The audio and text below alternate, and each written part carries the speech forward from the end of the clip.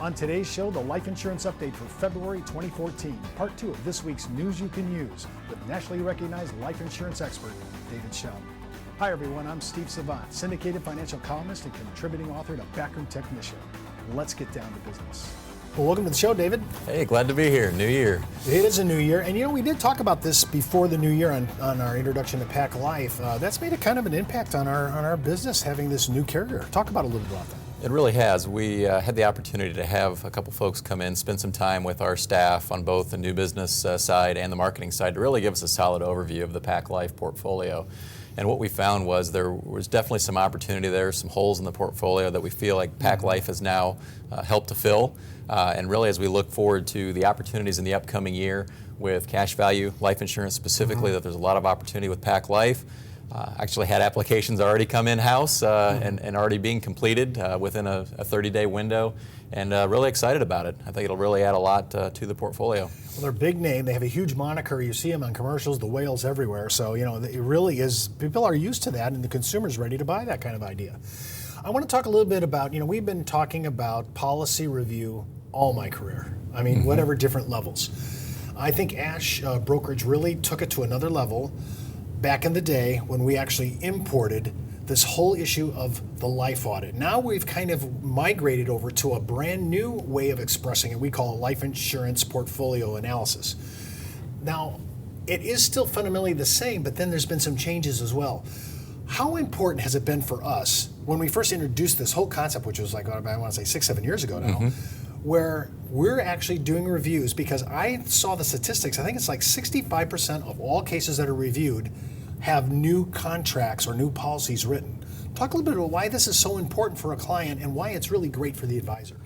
It really, it's become a pillar of our business as we look and evaluate existing contracts, taking a look at all aspects for areas of improvement.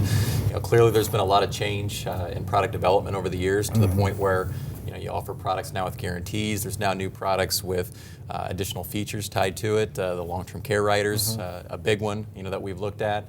But really, what it boils down to is folks really need to look at these policies just like you would a stock portfolio, an investment portfolio, is to always look for better opportunities. And as advances occur in the medical world, people are living longer, and it's just a matter of it is something that should be reviewed on a regular basis. We found that there's just a lot of opportunity now with some of these new features of products that weren't there on the old versions that now individuals are taking advantage of. When you think, if you're really buying life insurance for indemnification purposes, and you can either better the position death benefit increase or reduction of premium, medical technology has been so great, underwriting's changed. We all know now that, hey, there are things that we can do.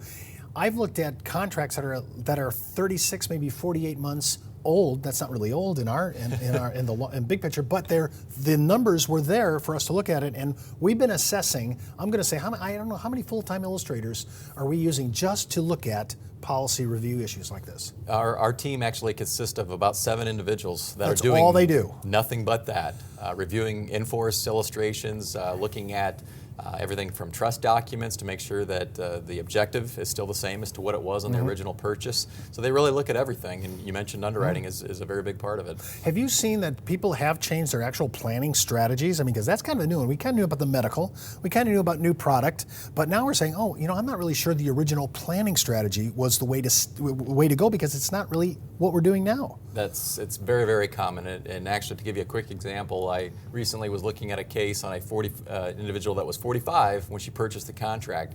20 years down the road, that whole life contract, the needs weren't there anymore. She was now looking at long-term care, looking at some other options, and what we found was we had a lot of existing cash value there in that policy that we could then reallocate, still provide some death benefit, but also create a long-term care opportunity by including that rider on the new contract. In your example, though, you're saying this is now more frequent than you'd think, because I understand the medical, the technology and the advances have been huge.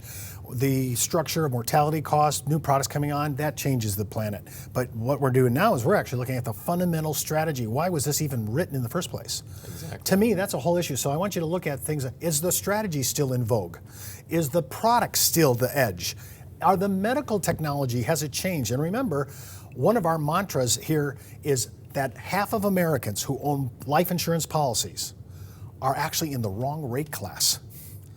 Just that issue alone, you should review it. Half of all Americans who have a policy really are in the wrong rate class. There's no doubt about it. Let's close out this segment I want to talk about where do you see us going, and then we'll transition into our next segment. Where do you see life insurance going? David, you've been in this thing a long time. You've seen products come and go, carriers come and go. What is the new feature in 2014? What's going on? Really, the trends in the past 3 to 5 years really have been in the no-lapse space. And really from what we've found is there are a lot of folks now that are gravitating more to cash-rich contracts, looking at cash value insurance to really create a supplement for retirement. And I think, as we've all seen the statistics with retirement planning that, most folks anticipate that they potentially could be living longer than what they were in the past. And outliving one's assets seems to be a larger concern now than any. And that's really where I think we come into play, provide alternate products that can help provide that retirement income. So are you saying, though, that you're seeing such a move to income that it's now almost competing with regular indemnification scenarios? It really has. Well, I think this is a huge idea because when you look at this kind of income, not impacting your 1040 and not, by the way, impacting your Social Security provisional income test, this is a huge opportunity for agents to come back in and sell life insurance, oddly enough, for income. We'll be right back after the break. Back in the day, life insurance professionals were called field underwriters. Then, carriers trained their field force in the basics of life insurance underwriting. Today, the insurance industry doesn't educate the agent population as they once did. But now you can have the Informed Risk Guide at your fingertips so you can illustrate a reasonable rate class for your life insurance prospects. Just request your copy of the Informed Risk Guide at downtobusiness.ashbrokerage.com. It's free from Ash Brokerage, the practice enhancement company. Well, David, we're back, and I want to talk about income because you said this is the trend, and I want to get in front of the trend and see what's happening. Of course, we have par whole life as a possibility. We have current assumption interest rate UL. We have indexed UL. We have variable UL. We have 4 different chassis to choose from. Depending upon the chassis, the beta risk, the client's risk tolerance, they could choose which one of the 4 they think is really good. When you see this, you've seen this really escalate. Is the current assumption interest rate ULs, are they kind of going to the side because indexing is so popular now? Really it has. Looking at where interest rates have been, over the last few years, I think most folks that have utilized and worked with current assumption universal life products have really used it more as a death benefit type of product. And the opportunities that are out there now with indexed UL and obviously having that floor there, but providing a little bit of upside opportunity, in addition to the VUL products, have probably been the primary products that we've looked at in this space. Whole life is actually back in vogue in some cases, and there are some advisors that want the that type of security and guarantees in the contract. But that really, I would say, indexed universal life and variable have been the primary products in this space. After whole life, all the carriers declared their dividends about a month ago.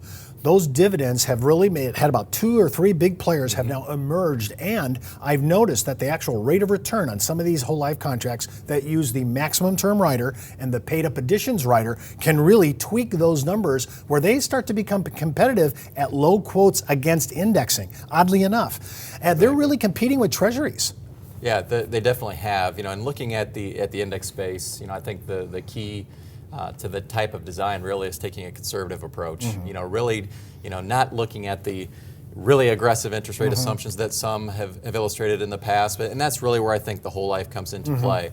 The whole life companies that are out there now, it seems to, they've made some nice tweaks, to the product, and they really are starting to perform better at that point where, at the time where distributions are coming. Well, one of our carriers actually put out an excellent piece that used 2 20-year tranches to establish that the annual point-to-point S&P 500 knocked out about a 5.5% return, a high percent probability, almost 100% probability at that rate. So when we're looking at the S&P in a long haul, and most of our purchasers of insurance are looking at it for 15, 20 years minimum, because this is supplemental for retirement, that to me is a big play. Do you see much, when we're quoting it, are we a little more, when you say we're conservative, how conservative are we? Because some of the back testing illustrations will let you go to 9. So what are we doing? Exactly. In-house, it's a conversation, of course, we have with every advisor. Taking a look, and there's a lot of variables that come into play depending on the age of the client, risk tolerance. We really treat it the same way you would with a variable portfolio as far as the assumptions that would be used there. Internally, I would say 6.5% is probably a common rate that I think most advisors are comfortable with. Certainly we'll look at, in some cases, some higher assumptions just for hypothetical purposes. But really what we do is we show them alternates. We look at alternate ideas and show them the impact of the policy depending on the performance of that IUL. I know, David, that you and I are purists in regards to supplemental income when we're using life insurance. Are our people, our advisors, are they selling the least amount of death benefit, or they're suppressing the death benefit to the TAMRA corridors? Are they doing that? They really have. In looking at the planning stages, more often than not, what we're seeing there is the absolute minimum death benefit that they can get to maximize the performance of the contract.